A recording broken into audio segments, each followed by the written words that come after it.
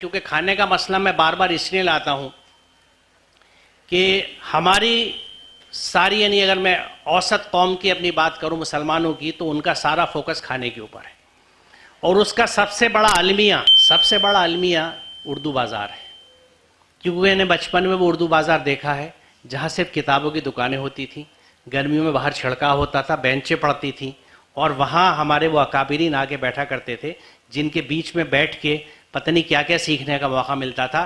کہیں مجھ جیسوں کو بیٹھنے کی اجازت ہوتی تھی، کہیں بھگا دیا جاتا تھا، یہ بھی میں آپ کو بتاؤں۔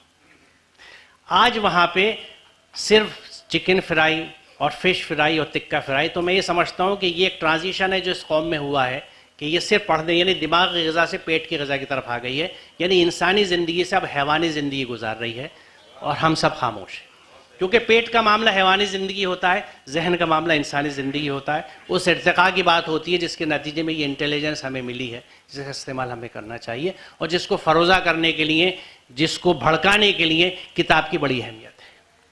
وہ کتابوں کے بازار اب ہمارے یہاں چکن کے بازار ہیں، مچھلی کے بازار ہیں۔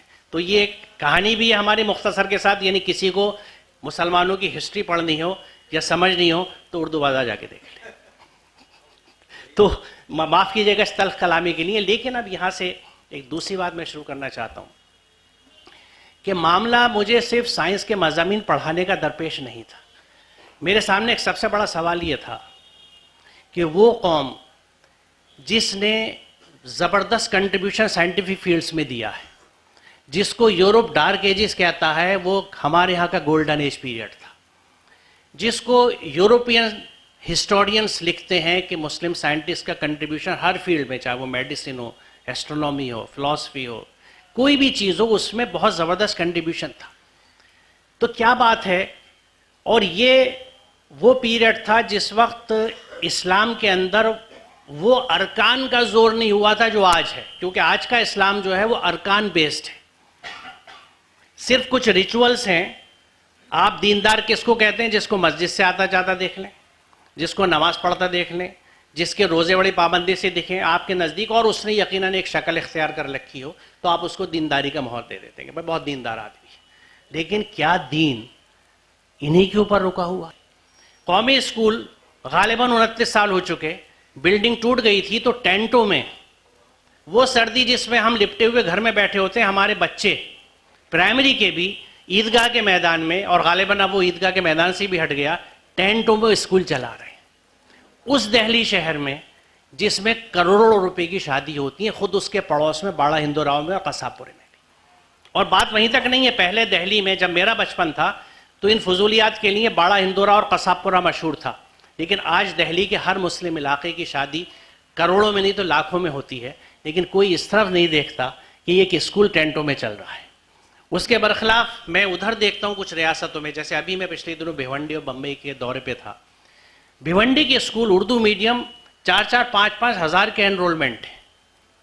جو کام مہاراشٹر نے اردو میڈیم کے لیے کیا ہے اور اردو زبان کے لیے کیا ہے، میں سمجھتا ہوں اس کا نظیر کہیں نہیں مل سکتی، کیونکہ اتنے اردو میڈیم اسکول انہوں نے مضبوط ڈیولپ کیے ہیں، اور ان کی مضبوطی کا ثبوت یہ ہے کہ مہاراشٹر میں 4 میڈیم چلتے ہیں CBSE میں، جب 12ویں کا امتحان اور 10ویں کا ہوتا ہے تو English medium, Marathi medium, Hindi medium, Urdu medium, کم و بیش غالباً ہر سال 10th اور 12th میں اردو میڈیم کے بچے ٹاپ کرتے ہیں، یعنی وہ انگلش میڈیم کو بیٹ کر رہے ہیں، مراٹھی میڈیم کو بیٹ کر رہے ہیں، اسی مہاراشٹر میں جس کو ہم ایک خاص جماعت کا گڑھ سمجھتے ہیں، اور سمجھتے ہیں کہ یہ تو اینٹی مسلم موومنٹ ہوگا۔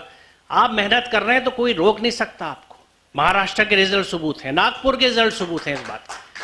کبھی اچھا وجہ کیا ہے دیکھیے، اتنی ڈیڈیکیٹڈ ٹیم ان ٹیچرز کی 90% عورتیں ہیں، لیڈی ٹیچرز۔ آج سے 10 سال پہلے بھیونڈی کے دورے میں نے 8ویں جماعت کے بچوں کو انوائرمنٹل ایشوز پہ اردو میں کولاج بناتے دیکھا تھا۔ اس وقت 10th اور 12th کے بچے ہمارے کولاج نہیں جانتے تھے۔ تو یہ ٹیچرز کا انوویشن ہے، محنت ہے ان بچوں کے ساتھ، جب بھی وہ اتنا اچھا ایگزامز میں کر پاتے ہیں۔ تو یہ اس ریاست کی بات اگر ہم الگ چھوڑ دیں تو اس کی مثال میں نے اس لیے دی تھی کہ انجمن اسلام میں گیا، وہاں ان کے ذمہ داروں سے ملاقات ہوئی تو پنویل میں ان کا نیا کیمپس ڈیولپ ہوا ہے۔ ایک مخیر شخص نے 70 کروڑ سے اوپر رقم دے کے پورا کیمپس بنوایا ہے۔ کتنا فاصلہ ہے بمبئی اور دلی میں؟ کیا دلی والوں کے پاس پیسے نہیں ہیں؟ پیسے ہیں، دل نہیں ہے اور ترجیحات نہیں. ہماری پرائرٹیز بالکل الگ ہیں. ہم صرف اپنی شوبازی، میرا مکان، میرا ڈرائنگ روم، میرا کھانا، میرے دسترخوان، میرے فنکشنز کیسے ہوں، اس چیز نے ہمیں ڈبو رکھا ہے. یہاں وہ لوگ بیٹھے ہیں جو اس آواز کو لے جا سکتے ہیں آگے. دیکھیے اب اس پہ باقاعدہ کام کرنے کی ضرورت ہے، اور یہاں تک کام کرنے کی ضرورت ہے کہ ان شادیوں کو دیکھیے، رشتے ہی مت کیجیے ایسے گھروں میں. شادی ہو رہی ہے تو شادی میں اٹینڈ مت کیجیے جہاں پہ ابھی ایک پچھلے دنوں شادی ہوئی ہے. ایک عام بات ہو گئی ہے کہ گاڑیاں ٹیپ لگا کے ربن باندھ کے رکھی جاتی ہیں جہیز میں دینے کے لیے. ابھی پچھلے دنوں ایک شادی ہوئی جس میں اللہ کا شکر ہے میں شریک نہیں رہا، جو شریک ہیں وہ ہنس رہے ہیں بیٹھے ہوئے کیونکہ انہیں یاد آ رہا ہے. 2 گاڑیاں اور ایک اسکوٹر رکھا ہوا تھا جہیز میں دینے کے لیے. تو یہ چیزیں کیا ترغیبات ہیں. آپ کے خاندان میں جو غریب لوگ ہیں وہ کیا سوچیں گے؟ وہ بھی قرض لیں گے کیونکہ آپ نے ایک سنت جاری کر دی، آپ نے ایک طریقہ جاری کر دیا کہ اس انداز سے شادی. وہ سادگی کہاں سے رہی شادی میں؟ وہ رشتوں میں وہ بنیادیں کہاں سے رہیں؟ تو یہ وہ سب چیزیں ہیں بہرحال جس کی وجہ سے ہماری ترجیحات، اور جب تک ہم نہیں بدلیں گے ہمارے ہاں تعلیمی نظام. آج دیکھیے اس وقت قومی اسکول ڈوبنے لگا تھا، ہم نے کچھ نہیں بولے. آج مظہر الاسلام ختم کے قریب ہے. باقی اسکول سب لائن سے اول تو صرف 5 کچھ گنتی ہے اتنی بڑے شہر میں جو کہاں سے کہاں پھیل گیا. وہ 5 اسکول وہ بھی بیچارے کس قسمہ پرسی کی حالت میں. ہم سب اپنے خوش کیونکہ میرا بچہ تو کیمبرج میں پڑھ رہا ہے، مجھے کیا مطلب ان اسکولوں سے. تو ذرا غور کر لیجئے گا. اصل بات یہ ہے کہ میں کیوں نہیں سوچتا، کیونکہ مجھے بتا دیا گیا ہے کہ 5 وقت کی نماز تم پابندی سے پڑھ رہے ہو، تم 30 روزے پورے رکھ رہے ہو، جنت تمہاری پکی. یہ 5/30 کا نسخہ جو ہے، جس کو مجھے کہنے دیں، جسارت کی معافی چاہتا ہوں، کہ 3.5 آیتوں کا اسلام ہے. قرآن کی بقیہ آیتیں جس میں پورے احکامات ہیں سوشل ڈیولپمنٹ کے، پبلک سروس کے، لوگوں کی خدمت کے، ایتاء ذی القربیٰ کے، وہ کہاں گئے؟ لوگ تم سے سوال کرتے کیا خرچ کرو، قل العفو، کہہ دو جو تمہاری ضرورت سے زیادہ کو خرچ کر دو. یہ کنسیپٹس کہاں گئیں؟ ایتاء ذی القربیٰ، ضرورت مند کو دینے کی بات. یہ ساری چیزیں کیونکہ بنیادی وجہ یہ پڑتی ہے آ کے کہ ہم لوگ قرآن سے دور ہو چکے.